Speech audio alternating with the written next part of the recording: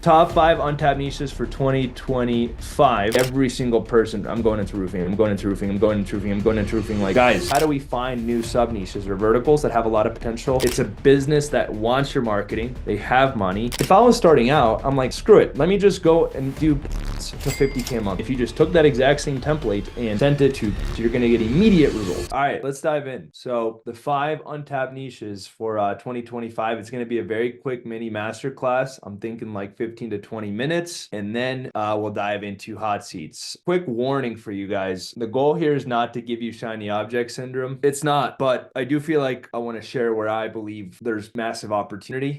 If some of you guys are just getting started, it could be worth pursuing one of these niches at the same time. I believe these niches are going to explode. No one's going after them. They're untapped. And most importantly, they have money. So before we actually dive into the niches, I want to talk a little bit about why I picked them and what I was really looking for. So what I'm looking for when it comes to niches. Right now, the state of the market in the agency space, obviously it's very saturated. Most prospects have seen it all. Most prospects have been burned, and most prospects are skeptical. We really have 4 options here to beat the current state of the market. We have 4 options to really fight against the reality, which is that things are hard. And by the way, just because something is sophisticated and saturated, that does not mean that it's a bad thing, okay? If things are saturated and sophisticated, it's because there's money there. I think niches that no one is in, those are dangerous. And it's mainly because a lot of the time there's not a lot of money going into that space. So what I'm looking for, well, let's talk about the 4 options. Option 1 is to come up with a crazy guarantee or offer. Option 2 is to find a new sub niche or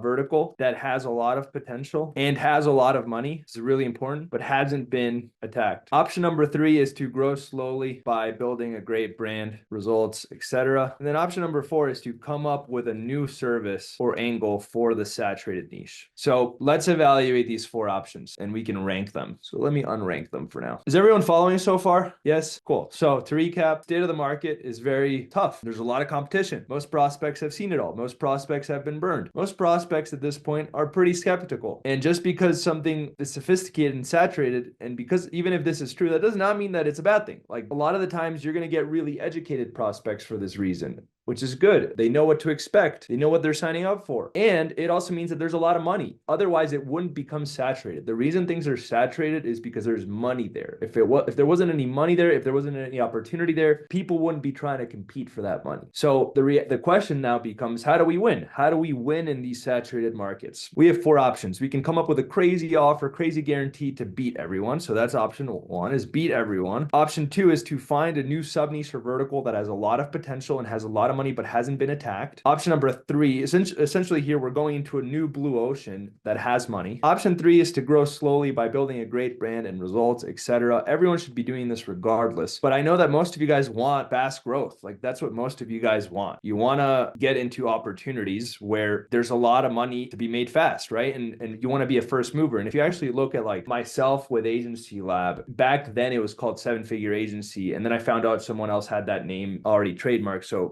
I obviously changed it to Agency Lab, but I was the first person to create a program, at least bring it to market, make it really well known to help agencies scale to 7 figures. I was the first one. With Atlas Digital, with my agency, I was the first one to run ads to chiropractors. If you look at Gym Launch and Alex Ramosi, he was the first one to run ads to gyms. And if you look at a lot of the success stories inside of Agency Lab, it's because they were the first person to do something and innovate. With that in mind, I think that it's a lot easier to innovate by either coming up with a new service or angle for a saturated niche or finding a new sub niche or vertical that has a lot of potential and has a lot of money but hasn't been attacked. I think coming up with a crazy guarantee now is too complicated. It's too hard. It's getting crazy. It's just getting watered down. And it's actually becoming saturated because everyone has the best guarantee, which means that no one has the best guarantee. Everyone has a crazy offer, which means no one actually has a crazy offer. So now it's better to either find a new offer, right? New is better than better. New is better than better, or go into a completely different pool to swim in. Now, over the last year, I've taught you guys how to do this quite a bit, how to come up with a new service or angle for the saturated niche. We've talked about offering different services. I've posted a lot of videos on YouTube about how to do that. For example, you can become the first PR agency for doctors, where you help them get featured on Forbes, Inc., Entrepreneur. You get them featured on local television stations, et cetera, et cetera. That's a new service for a saturated niche. We've talked a lot about that. The one that we haven't talked about is how do we find new sub niches or verticals that have a lot of potential but haven't been attacked, and that's what I want to talk about today. So with that in mind, I don't know why the font went so small. With that in mind, the question is, how do we find untapped niches? Here's what I'm looking for. I want to be in a growing market. Sam Altman, the CEO of ChatGPT, OpenAI, he says small markets that are growing are better than big markets that are declining. So I'm looking for markets that are growing. That's one. Number two, and most importantly, and I think this is where a lot of people fail, I want niches, or this is where people fail when they're going into untapped niches. I want niches where they need help with marketing and have money to spend. A lot of people go into untapped niches, and for example, one that comes to mind, barbershops. Untapped niche, not a lot of people go after barbershops, but they need help with marketing, but they don't have a lot of money to spend, right? Or they'll go into other niches where they might have money, but they don't really do marketing. It's more referral based, right? Like immigration lawyers, for example, it's not a niche where they're like trying to market all the time versus, for example, personal injury attorneys, they're always trying to market. So you want to be in niches where they really want your service and they've got the money to pay for it in a perfect world. So this is what I was looking at. And then obviously, not a lot of people in that niche. That's the truth. So with that in mind, let's dive in. Top 5 untapped niches for 2025. This is going into next year. First one, pickleball centers. And again, I'm here to show you guys more so how my brain works and how I process this and how I think about this rather than telling you to go after this niche, right? I'm not saying, hey, go, drop everything you're doing, go after this niche. What I'm saying is when I'm looking at market opportunities, this is how I evaluate it. There's so many centers that are being built right now for pickleball. It is insane. The amount of money flooding into this niche blows my mind. For example, I found, and this is, I came up with this niche, by the way, not by doing research, but by just having an open mind. So for example, I was at Lifetime and I was talking to a member and they told me that moving forward, any new Lifetime gyms, they are not building them with basketball courts. They're only building them with pickleball courts. So that was a big, like, that's weird. Interesting. Number 2, I was scrolling on Facebook and I saw an article that in Austin, Texas, they're building a facility worth $50 million, a massive, like with over 100 courts for pickleball. So if these huge investors are spending millions and millions and millions of dollars developing these centers, then obviously they're going to want to market it. They're going to want to fill it up. And guess what? It's going to get more and more competitive. If all these people are building the same centers, they're all going to want to get the members. And keep in mind, what I like about going after untapped niches is that it's easier to get them as clients. And it's also easier to get them good results, right? Because no one, just like no one else is going after pickleball centers, no one is advertising for pickleball centers. So there's also no one scrolling and then they get hit with a, hey, try our pickleball center for a free 30-day pass. No one is getting that ad. But if you're a gym, gyms have already ran 30-day gym passes for free, 7-day free trials, challenges, everything, you name it. They've ran every single ad that you could ever imagine that's probably going to be ran for gyms. No one is doing it for pickleball centers. And guess what? These places cost a lot of money. They need more members. They're happy to spend $2,500 a month on a marketing agency. So the other thing, by the way, is if you do a quick Google search, at least in the United States, the amount of new websites that are popping up and new centers, and you'll even see a lot of websites say coming soon, that just proves to you that money is starting to flood into this space. So you just have to have an open mind. And like, no one told me to go after this niche. I was just like, holy shit, all these people are talking about pickleball. I got invited to a tournament by my friends that they're hosting on Saturday for pickleball. I was like, a lot of people are getting into this. So it's only going to expand. And I'm not like sponsored. It sounds like I am. I'm like selling you guys on pickleball. It's more like I'm just trying to show you how my brain thinks and how I wrap myself around opportunities. So that's niche number 1. Niche number 2, private equity firms. Guys, no one is going after PE firms. I told one agency lab member to do so. This was like 6 months ago and now he's crushing it. So he reaches out to private equity firms. These guys buy businesses and he asks them, what kind of business do you want me to help you find? So let's say they say, hey, we're buying up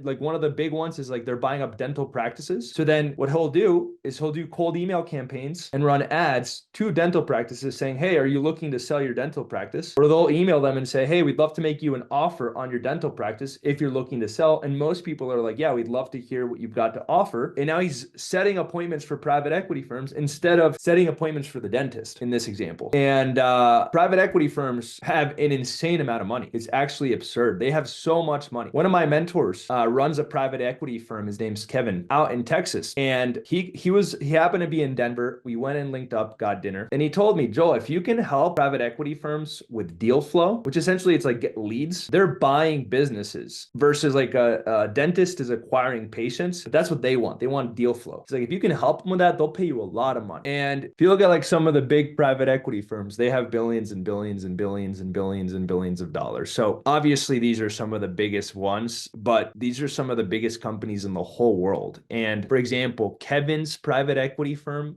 spends between 10 to 50 million dollars on a deal. So, and he's a much smaller firm compared to these giants, but that just goes to show you the amount of money available. So that's the second niche. Third niche, I've told a lot of people about this. Literally not one person's taking me up on it. One of the top agency lab students of all time realized, holy shit, instead of going after chiros, PTs, medical businesses, what if I sell them a medical device and then do their marketing to get patients for that medical device? I've talked to a bunch of people about this. Faisal, he's in Cairo. I talked to Nathan Bentley. He's in Cairo. I talked to Ben Smith. He's in Cairo. I'm like, hey, what if we reached out to these medical device companies and said, hey, can we white label your device? They're going to say yes. They want people to go out and sell it. Now you have a $50,000 offer. Let's say that your margin on it is 20K. Let's say that you get 40% on it. That's your cut. Now you have a $20,000 offer that you can sell. And on top of that, once they have the machine, you can easily pitch them on, cool, now that you have the machine, let us do marketing for you. No one is doing this. Well, except Tom, right? So Tom took the idea, he ran with it, he started a medical device company. Now he actually went and got a manufacturer to build the machine, and now he sells these devices and he gets the whole 50K. But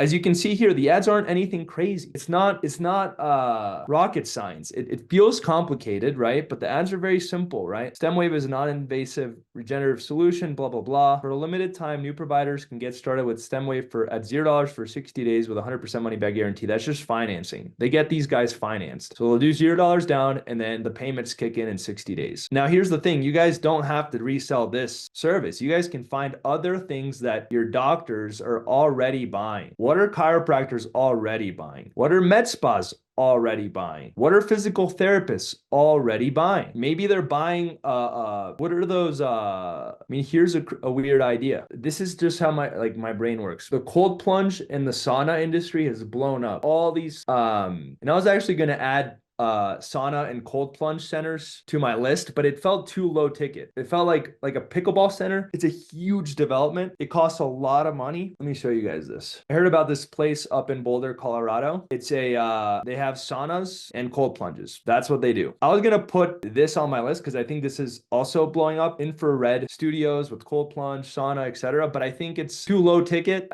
compared to like, for example, pickleball centers. They're spending $50 million on a location, whereas for this, you can literally set it up in the back of a gym and get the cold plunges. So it's not as high ticket. However, you could take the same model of selling something to these med spas and you could say, hey, med spas, we'll help you install cold plunges, infrared saunas into your med spas so that you can introduce a monthly membership solution and upsell all of your patients. That's fucking genius. These med spas already get all these patients coming in for all of these other services that aren't reoccurring. You say, hey, when they come in, let's upsell them on infrared sauna and cold plunge. And now they can keep coming back and they can bring their friends. You could do a buddy pass and now everyone sees that you have a med spa. You could even sell that to gyms. You can sell that to med spas. You could sell that to physical therapists. Now you are selling the hot tub and the cold plunge, which costs like $10,000, at least for the not the hot tub, the sauna. The cold plunge is a little bit less expensive, but you still get your cut and then they're going to need marketing for it. And it's a completely new angle. Now I'm going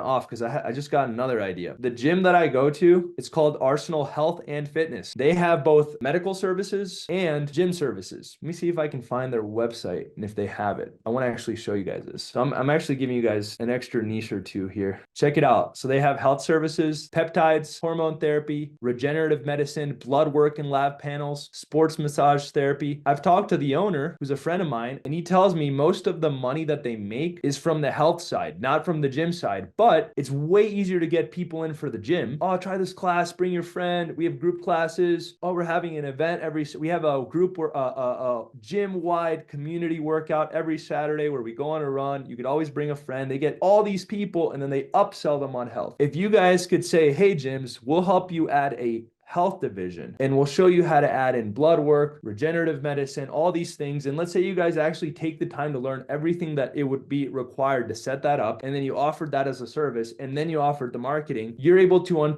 tap into the gym niche with a brand new offer that no one has ever seen. So it's the same concept of sell them what they want first and then do the marketing for them. Don't sell them the marketing. Helping gyms to transition into gym/health facility hybrids. We're going to help you do that. Then we're going to do the marketing for you. Helping med spas add in a membership model with cold plunges and infrared saunas, and then we'll help you do the marketing for it. Helping PTs, chiros add in high ticket medical devices, high ticket medical device services, and then we're going to do the marketing for them. So this is how I'd be thinking about it. If you take that extra step, you create a whole blue ocean in a saturated market that has a lot of money. There's a lot of money in the medical space. There's a lot of money in the med spa space, but everyone's just saying, we'll do ads, we'll do ads, we'll do ads, we'll do ads, we'll get you patients, we'll get you patients, we'll get you patients. If you come in and you have something completely different, they're gonna want to work with you. And then marketing is just the necessary next step. Okay, next up, I did some research and I found out there are some home service niches that no one has gone after that make a lot of money. For example, pond contractors.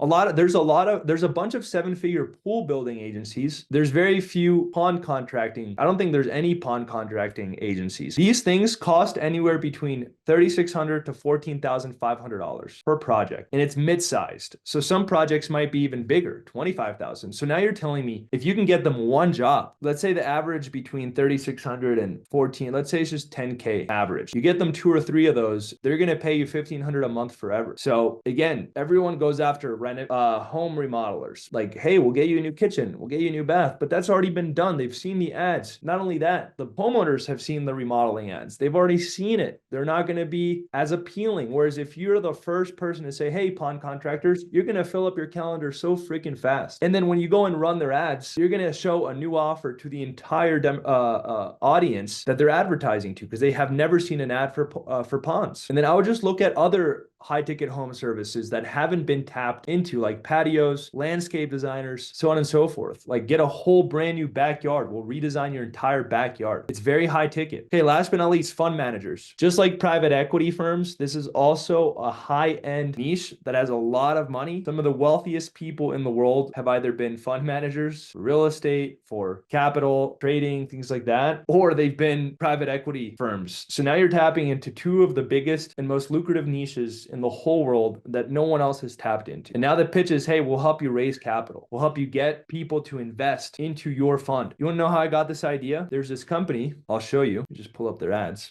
Check this out. These guys have a fund for, they do like oil and gas investments. They're even advertising in Spanish now, but it's investing in oil and gas. The ads are so boring. The ads are so basic. They're so basic. And all they're doing is raising capital. That's it. They just run it to a webinar. But guys, the ads are so basic. Now is your chance. Join our free investor webinar to learn about how Phoenix Capital Group can help you get returns of 9 to 13% annually with consistent monthly payments or monthly compounding interest. The ads are so stupid. There's nothing unique about them. There's nothing interesting about them. Like, I guarantee most of you guys here can beat these ads. And it's a oil and gas fund. I don't know why it's not loading, but this is the company. They've been advertising now for over a year. I've been seeing their ads nonstop. So they have a fund, they raise capital, and they need more money. So now they're running ads. Most fund managers are not running ads to raise capital. It's an old industry. That's why I like PE, private equity, and funds. Both of these guys typically have a lot of old people that have a lot of money, but they don't know how to market. The legal industry was like that, but the legal industry is getting younger and younger and younger. And there's a lot of new lawyers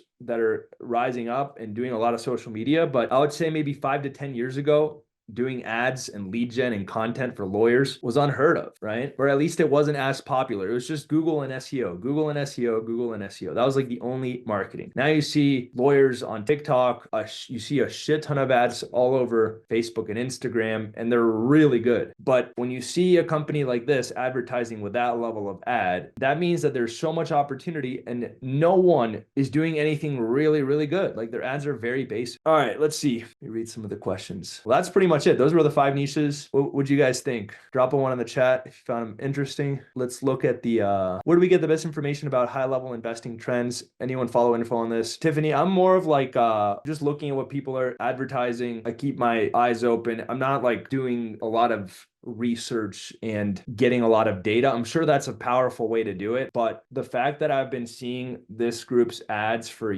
over a year now, and they have so many comments on their ads, and now they're doing it in Spanish. That tells me it's working, right? They wouldn't keep doing it if it wasn't working. The private equity firms, like if one of our members didn't go out and start generating appointments very easily with private equity firms, I wouldn't be recommending it. The pickleball was, again, more of an instinctual recommendation of me realizing, holy crap, there's a lot of money going in. And then when I saw that article of the facility they're building in Texas, I was like, man, this is a good niche. Medical device, I've been telling people to do it now for like 2 years. No one's really taking me up on it. And then the home service, I was just thinking, how do you take what's proven to work, pool building, roofing, all these things that are very high ticket, but how do you find a sub niche that hasn't been attacked? I think what a lot of people do with home service sub niches is they find sub niches where it's very low ticket, like lawn care, tree care, as opposed to being like, what's something else that's extremely lucrative, like selling a pond, where if they get one deal, they make their money. So I would say it's more instinctual. And I look at, again, what are niches that have a lot of money, not a lot of people in them, but they do need help with marketing. How would you go about asking them to white label their product? I'm not actually sure. You're talking about the PE firm agency? I'm asking Jonathan. Did it come in with the medical device? What? Okay, yeah. Medical device. You just reach out to different medical device manufacturers. So I looked up stem wave manufacturers. I found this one. Chiropractic laser therapy is making waves. Launch class IV laser treatment services with MedRay. Be the clinic that stands out. I would just reach out to people like them. Be like, hey, can I white label your products? They've got 3.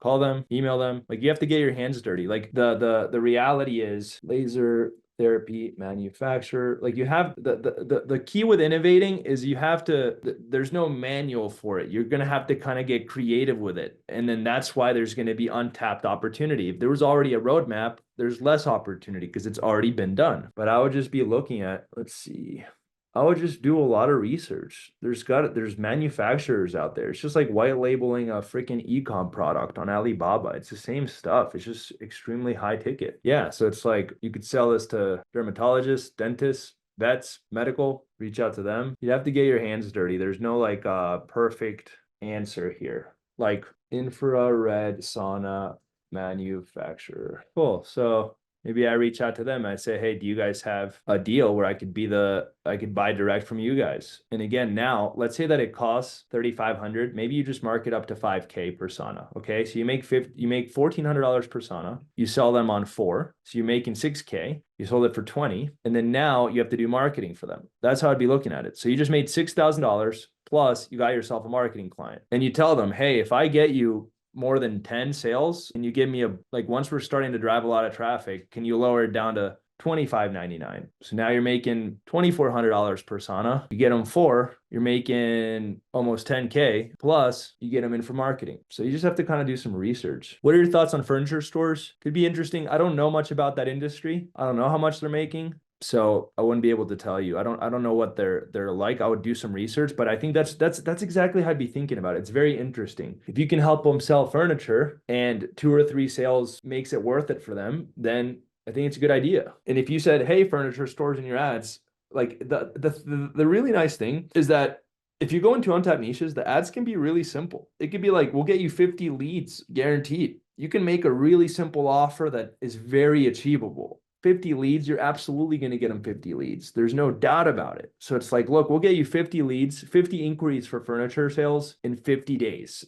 I think that's how I'd be thinking about it. Yeah. Helping a business to create a subscription side to their business, lower high ticket would be interesting. I wouldn't just do any business though. It would have to be like helping coaches start school communities is really tough. You got insane competition, very low margin. Most coaches don't have the pull to be able to actually build it in a way that will make serious money. Now, if you partner with someone on YouTube that has 1 million subscribers and you want to launch your school community, that would work. So I would say it just depends, Harry, on the business that you're doing this for. I like med spas because there's a lot of money. There's a lot of venture-backed med spas, which means that there's investors at the top that need these med spas to work. The people that launch med spas don't do it because they're passionate about med spas. They do it because they want to make money. So it's a business that wants your marketing. They have money. It's high ticket. You add in something like infrared saunas and cold plunges to their list of services and help them build a reoccurring model. I think that could work really well. But if you're DMing a random influencer on social media that doesn't have as much engagement as you'd think, then and telling them, hey, we'll help you build a reoccurring model, I would say you're just going to be doing what everyone else is doing. So I would say, yes, you're right. It just depends on the business. How do you get in touch with private equity firms? I imagine there must be tons of gatekeepers. I think you'll be very surprised, guys. The problem is that everyone's been advertising to chiropractors, dentists, gyms, et cetera, for so long. If you use the same exact strategies that I've taught you, for example, let me just pull up one ad that I wrote recently, just one. Here's like an ad that I wrote. Orthodontist, in the next 30 days, me and my team will flood you with affluent insurance qualified patients that have prepaid for braces or Invisalign appointment. That's not even the craziest part. We're going to close them for you and get them to prepay. So it's just prepaid appointments. I put 100 prepaid appointments. That's spread out it could be over 6 months. I told the person it doesn't really matter. It could be spread out literally 20 a month. So over 5 months or 6 months. So it's very doable. Now, you could literally take the same thing, right? You could take the same thing and just change it to private equity firms, right? So we'll get rid of this. Private equity firms. Next, my team will flood you with your ideal business with qualified business owners in your exact I don't know what they call it. They call it I think it's a buyer's box. I forget what they call it. There's a terminology for it. In your buy box. So we'll get you we'll flood you with qualified business owners in your exact buy box, which means that's what they're looking for. Their parameters that are looking to sell to you for $0 down or on seller financing. And that's not even the craziest part. We're going to set you up with at least 10 business owners every month or you don't pay. So you're getting them 10 leads a month, 10 appointments, very doable. So guys, it's the same thing. You just change this and you can make the offer weaker. We'll set you up with at least 10 we'll set you up on at least 10 appointments with business owners every month or you don't pay.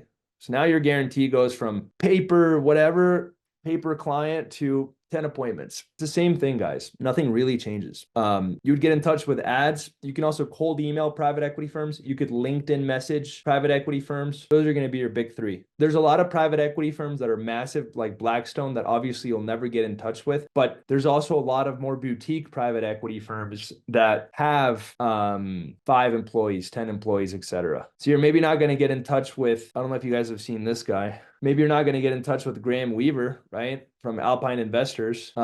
This guy, he has a $1 billion fund, he's got a $1 billion PE firm, but you're definitely going to get in touch with a boutique firm that is a little bit smaller. Should I go with lead form ads or landing page when starting ads with $1,500 budget per month? Depends on your budget. I would spend as much as you feel comfortable with. I think if you're willing to actually call the leads and you're not just going to say you're going to call the leads, like if you're actually willing to call the leads and do it every day and follow up, then I would do lead forms to start. How do you target private equity firms? I assume they're not scrolling through Facebook. You'd be surprised. Everyone is on social media. If you really think about it, who do you know that's not on social media? Give me one person that you know in your life that's not on social media. One person. It's like most people that you know are on social media. Everyone's on social media. On TikTok, on Facebook, on Instagram, on YouTube. They're on social media. I was at Starbucks today, standing in line, and I realized there was 5 people in front of me. They were all on their phones. People are on their phones all the time on social media. That's where people hang out. I'm starting out in roofing. I joined Agency Lab this month. What would be your advice? I wouldn't do roofing.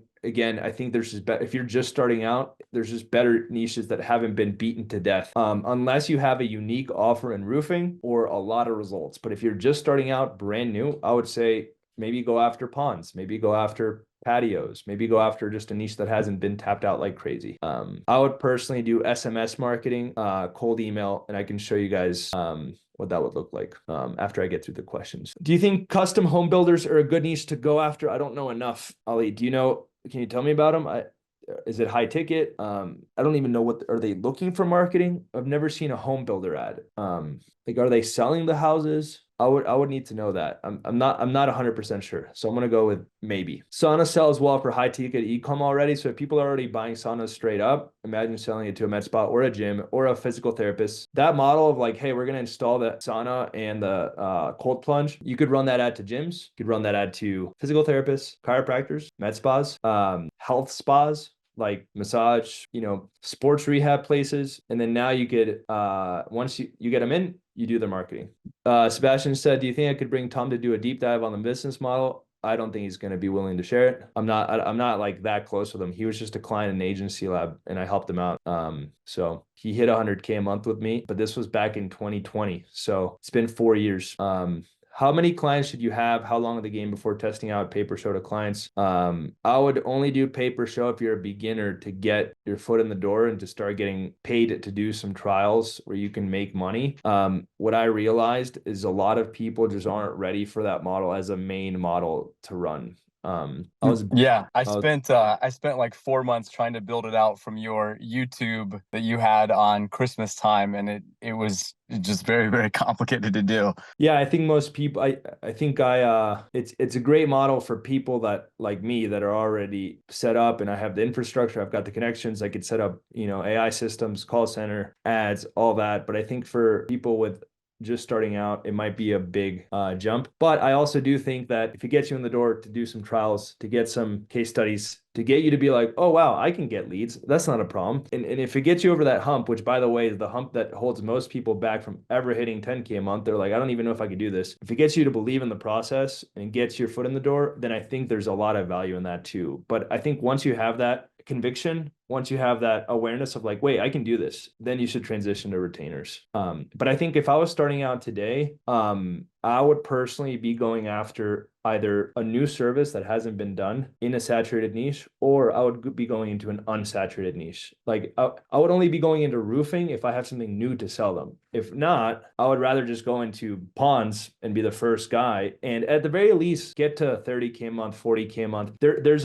back when Alex Ramosi and I did a joint venture to launch his software. There was someone, we essentially shared it with everyone inside of Agency Lab years ago that this software is no longer around. But there was one agency inside of Agency Lab that what they did, do you know those like meditation, I don't even know, like they're like capsules where it's all dark and you go in water. Oh yeah, float tanks. Float tanks. Thank you. They had a float tank agency. Now they capped out at like 40 to 50K a month. So it's just because it's a very small niche. And it's not like growing like crazy. Like pickleball is probably just as small, but it's growing like it's like people are developing this. There's going to be locations. It's going to be just like gyms. So like, or at least that's what it's looking like. I'm not going to be here like Gary Vee and try to predict the future. But I will tell you, like, at least that's what I'm seeing. Like there's a lot of money. The fact that Lifetime's not willing to build basketball courts so that they could have pickleball, like it means that there's money headed in that direction. That being said, what I was trying to say is with the flow tanks, they still scaled it in a tiny untapped niche to 40 to 50K a month. So if I was starting out, I'm like, screw it. Let me just go and do ponds to 40 to 50K a month. Now I have money coming in. Now I'm not like stressed out. I have time. I can hire a team. And then if I want to build a roofing agency that's more proven, I could take my time doing so. I don't have to rush it. I don't have to run crazy guarantees. I don't have to run crazy offers because I have this foundation. So an interestingly enough, what this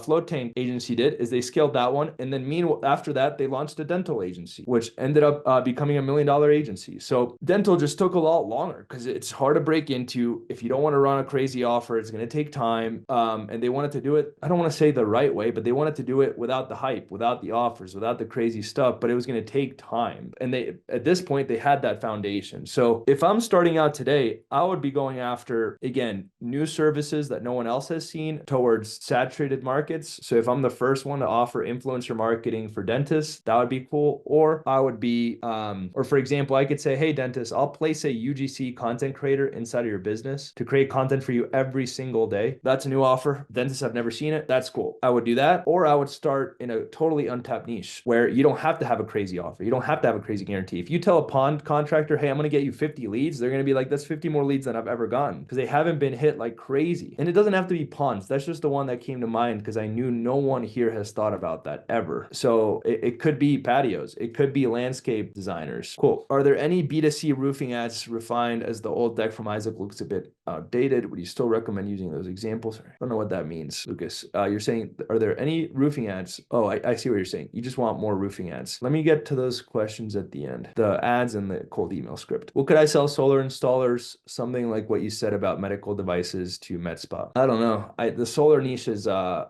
what else would you sell them? I'm not Sergio, I'm not 100% sure. That's where you're going to have to innovate. I'm not 100% sure. I think with my gut tells me that with solar, it would be easier to sell them on a new service rather than something like the medical device for them to then go out and sell, because you're gonna have to do a big opportunity switch. You're gonna have to be like, hey, solar reps, come sell insurance with me instead. That's what some solar company owners have started doing, but it's a huge opportunity switch. It's gonna be complex. It's not as simple as the medical device game plan. I think a better option would be like, what are other marketing services that solar companies don't have that you could sell them? Like, hey, we'll help you remove Google reviews, or hey, solar companies, we will. It's just a tough one. That's such a like black and white business model. That being said, I thought you already had a unique offer where you're going to be cold calling for them. So, Sergio, I don't know if at least that's what Sergio Tavares told me. So I think you already have a unique offer there. It's like, hey, get appointments without ads. But yeah, keep thinking about it, keep innovating. Lucas said, did you not recommend to go after proven niches despite saturation? I think I have done it in the past, but what's happened is that everyone just copies everyone. And again, I assumed that people would think, let me just innovate a little bit, but they end up not. That's the reality. And I'm here to tell you guys what you need to hear, not what you want to hear. So like in the past, I assumed that a lot of agency owners would, even if I told them, hey, go into roofing, I assume people would be like, well, how can I innovate a little bit? But what ends up happening is you just copy and paste what's already out there. You rip people's ads, you copy and paste a script, and then you get watered down results. So at this point, my advice would be either go into untapped niches or find something totally different to sell them. I think that's a better advice given the fact that most people aren't willing to innovate, because that advice forces you to innovate. If I tell you go into a new niche or offer a new service, it forces you to innovate. Whereas if I say, hey, go into a saturated niche and be better, most people don't innovate. They just try to be better without being better. So hopefully that makes sense. Hopefully that clarifies why I'm sharing this. I don't get any benefit personally from recommending these niches. I'm not sponsored by these markets. I'm just here to educate you guys on how I would think, how I'd approach things. I think that I see every single person, I'm going into roofing, I'm going into roofing, I'm going into roofing, I'm going into roofing, like, guys, but if you were going into roofing, you're like, Joel, I got this unique angle. I've got this new way of getting leads. Here's how I can beat everyone else's ads. And I'd be like, hell yeah, let's go into roofing. But if you're just going to go into roofing, you're like, what cold email script should I use? Then you're essentially waiting for me to grab some template that I've already used for you to resend it. And if you just took that exact same template and sent it to pond contractors, you're going to get immediate results, you know? So I think that hopefully that makes sense. How do you overcome? Oh shit, we are out of time, guys. Let me do this just because I am late to another call. Guys, next Friday, I'm going to be announcing everything that you guys need to know for the new AI agency course that we are launching for free. With that in mind, have a great weekend. I'm not going to do a makeup. We can do it some other time. I'm trying to get as much info to you guys as possible. So yeah, the problem is that I talk a lot and we didn't. I thought this was going to take like 15 minutes. That's the problem. Here's Tiffany. This is going to be the schedule. Next week is going to be the AI orientation. The week after that, we're back to hot seats only. We did like 4 weeks in a row of just the Q&A. So we'll go back to that after next Friday. Appreciate you guys. Have a great weekend. Talk soon. Peace.